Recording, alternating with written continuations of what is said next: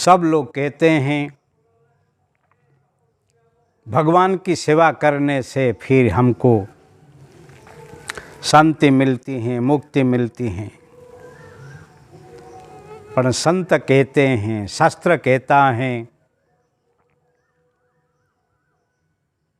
मातृदेव भव, पितृदेव भव, अतिथिदेव भव, आचार्यो देव भव।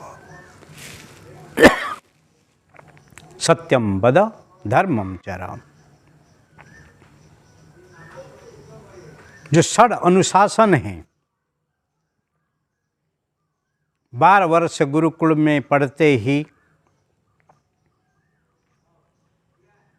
जब अहम ब्रह्मास्मि को प्राप्त करता है एक शिष्य, तभी गुरु उनको आखिर उपदेश दे के फिर घर को, समाज को उनको प्रत्यार्पण करते हैं।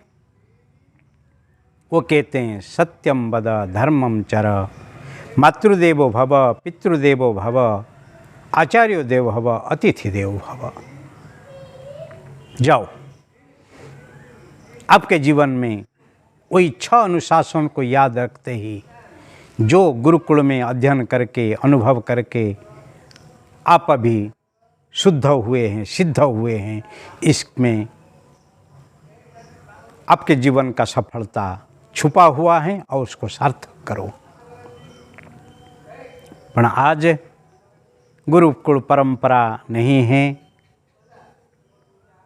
स्कूल कॉलेज की विद्या अभी पढ़ाई जाती हैं, जहाँ जीवन के लिए कुछ नहीं है, सब जीविका के लिए हैं। खाओ कमाओ, कमाओ खाओ, वही मेरे जीवन में जो करूँ उसमें फ़ायदा क्या है, वही विचार आता ही रहता है। किसके लिए त्याग, किसके लिए समर्पण, किसके लिए कुछ देने की भावना नहीं है, लेने की भावना हमेशा है। इसलिए यहाँ कहता है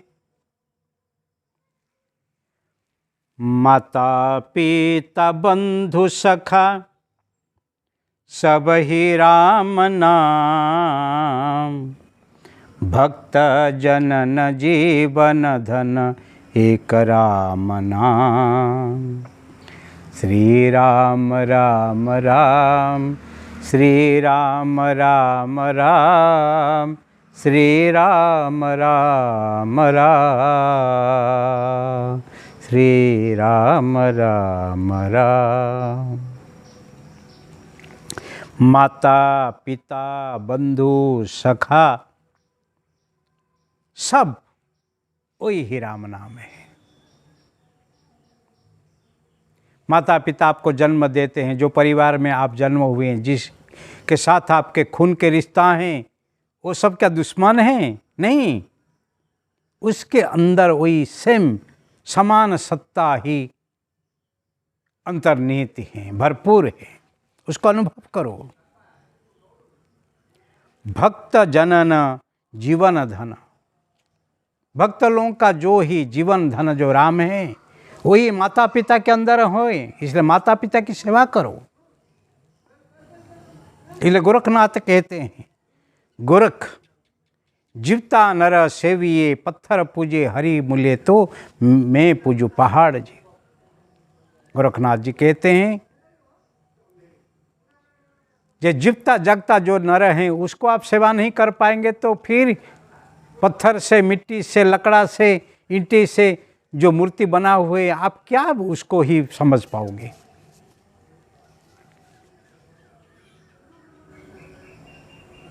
और कौटिल्य चाणक्य तो इसके ऊपर और भी आगे कहते हैं, भावेन विद्यते भगवान नृत्य काष्ठपाषाण मृण्मयी, तस्मात् भाव जागृतम करो। आपकी भावना, दिव्य भावना में ही भगवान विराजमान है। कंकर में भाव लगाओ, शंकर बन जाते हैं। मूर्ति में भाव लगाओ और कीर्तिवंत बन जाते हैं। प्रतिमा में भाव लगाओ, वही प्रतिभावंत बन जाते हैं। इसीलिए जो माता पिता आपको जन्म दे के इस धरती ऊपर मानव तन दिए हैं, आपके पीछे कितनी सेवा करके, रात दिन एक करके आपको पालन पोषण करके बड़ा किया है, वो क्या पापी हैं? नहीं।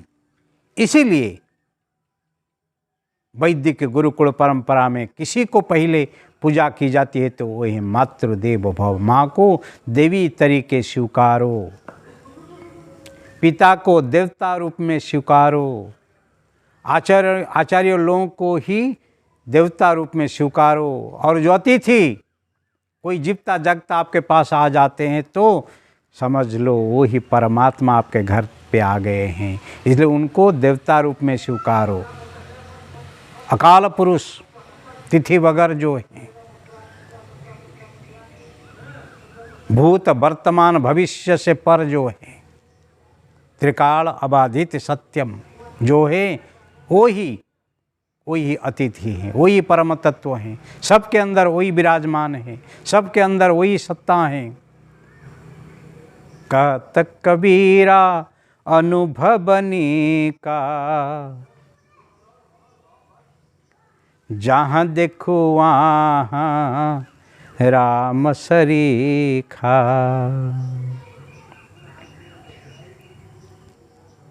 अनुभव आने के बाद फिर आप देखना, जहाँ देखो वहाँ ही राम सरीखा, राम के समान है। ये सिया राममय सब जग जानी, करहु प्रणाम जोरी जुग पानी। सिया राम को ही आप तभी सबके हृदय में देख पाएंगे, निश्चित देख पाएंगे, जब भी आपके जीवन में वही सत्य आएगा। इसलिए भाइयों और बहनों, परमात्मा कहाँ पर दूर बैठा है ऐसे नहीं है, भगवान आपके अंदर हैं। जो ही माता पिता की सेवा करते हैं, कोई पंढरपुर में बैठ के पुंडरीक भी द्वारकाधीश को और माता रुक्मणी को लाके ही पंढरपुर में बैठा देता है और विट्ठल विट्ठल भगवान होके वहाँ पर भगवान विराजमान होते। ईंट ऊपर खड़ा है, इसीलिए बिठ महाराष्ट्रियन भाषा में ईंट को बिट कहते हैं और बिट के ऊपर एक पैर भगवान श्री कृष्ण और एक पैर माता रुक्मणी दोनों दे के खड़ा हुई हैं और भक्त पुंडरी को आशीर्वाद देने के लिए आए हैं और वहाँ पर स्थिर हो गए हैं। और माता पिता की सेवा करने से जैसे भगवान भी भक्त लोग को दर्शन करने के लिए आते हैं, इसीलिए आप भी माता पिता की सेवा करो। भगवान को दर्शन करने के लिए आपको जाना नहीं, भगवान स्वयं आपको दर्शन करने के लिए आएंगे। इसीलिए जीवन में जीना है उसका भला, जो इंसान के लिए जिए, मरना है उसका भला, जो अपने के लिए जिए। जो खुद स्वार्थी होकर केवल अपने बात करती हैं, अपने के लिए जीता है, वो भले मर जाए, परंतु जीना है उसका भला। जो इंसान के लिए जिए, दूसरे के लिए जिए, दूसरे की मदद करने के लिए जिए, दूसरे को जीने देता है, खुद जीता है और दूसरे को जो जीने देता है, लिव एंड लेट लिव। ऐसे त्यागी, ऐसे सेवक, ऐसे ज्ञानी, ऐसे तपस्वी जहाँ है वहाँ पर परमात्मा विराजमान है। इसलिए वही परमात्मा को आपको अनुभव करना हो तो कहाँ दूर नहीं भागना है, माता पिता की सेवा करो, अनाथ की सेवा करो, वही ही उसी के रूप में किसी रूप में भगवान आके मिल जाएंगे, किसको पता है।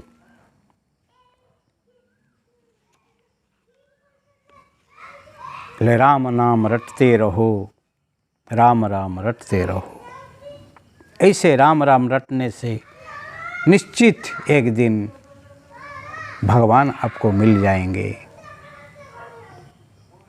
भगवान शंकराचार्य इसको ऊपर भी सुंदर कहते हैं, भज गोविंदम भज गोविंदम गोविंदम भज मूढ़मते।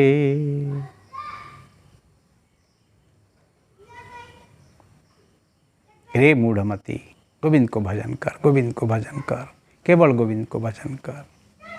संप्राप्ते सन्निहिते काले नहीं नहीं रक्षति डुंकरुंकरणी। जब मृत्यु समय आ जाने वाले हैं तब सत्ता, शक्ति, संपत्ति, सगा बहाला जे तेरे कर्म से सब कमाए हुए हैं वो कोई तुझे मदद करने वाला नहीं, सब भाग जाएंगे, तुझे अकेला ही जाना पड़ेगा। धर्म ही एक मित्रम प्रदश्यता। मृत्यु समय में केवल तेरे जो अच्छे कर्म हैं वही तेरा साथ देने वाला है। इसीलिए कर्तव्य को नहीं छोड़ना। इसलिए जीवन में जो सत्य है वो स्वीकार करो और स्वीकार करने से फिर देखना आपके जीवन में सार्थकता आने वाली है।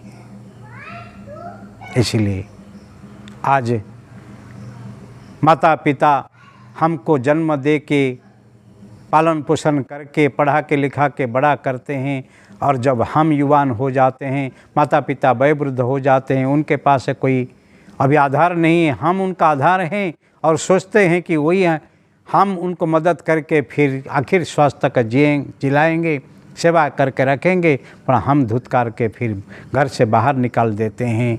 फिर इसी संसार में कोई गृहस्थ को पूछो क्या वो आप चाहते हैं ऐसे आपके बच्चे लोग का आखिर में आपको तिरस्कार करे? इसीलिए भाइयों और बहनों, हमारा भारतीय वैदिक संस्कृति, हमारा सनातन संस्कृति, हमारा शाश्वत संस्कृति हमको वही सिखाता है कि हम किसी को नहीं छोड़ेंगे। हम पत्थर को पूजा करते हैं, हम नदी को माँ कहते हैं, हम वृक्ष को भगवान कहते हैं, हम चंद्रमा को मामा कहते हैं, सूर्य को हम भगवान नारायण कहते हैं, पर्वत को हम देवता कहते हैं, हम सबको पूजने वाले हैं। पवन देवता कहते हैं, अग्नि देवता कहते हैं, हम सब पूजते हैं। पर जो दीपता जागता माता पिता हमको जन्म दे के हमको बड़ा किए हैं, इस धरती ऊपर मानव तन लेकर आए हैं, उनको धुतकारना ज़रूरत है। उसके अंदर भी वही राम है, वही जिंदा है, इसलिए हम जिंदा है। मुर्दा कभी माता पिता नहीं होते हैं, मुर्दा माता पिता कोई संतान को जन्म नहीं देते हैं, लेकिन जिंदा ही जिंदा को जन्म देते हैं। इसीलिए उसके अंदर वही राम है। इसलिए हम अभी राम हुए, राम हो के जन्म हुए, जिंदा हो के जन्म हुए हैं। इसलिए हमारा जीवन में हराम नहीं आया है, हमारा जीवन हराम नहीं हुआ है, हमारा जीवन अभी मृत्यु में नहीं पहुँचे हैं। इसीलिए भाइयों और बहनों, माता पिता के अंदर जो राम है, ईश्वर के अंदर जो ही राम है, जीव जंतु के अंदर जो ही राम है, वही सब के अंदर है। तेरे मेरे सब के अंदर वही राम है, उसको भजते रहो। फिर देखो आपके जीवन में ही आराम आने वाले हैं। इसीलिए श्री राम राम राम, श्री राम राम राम, श्री राम राम राम। प्रेम मुदित मन से कहो राम राम राम, श्री राम राम राम, श्री राम राम राम। रे मन प्रेम से, आनंद से भगवान राम का नाम लो और तेरे जीवन परम आराम में पहुंच जाने वाले हैं, तेरे जीवन सार्थक होने वाले हैं। ऐसे कामना के साथ मैं यहाँ विराम लेता हूँ। हरि ओम, हरि ओम।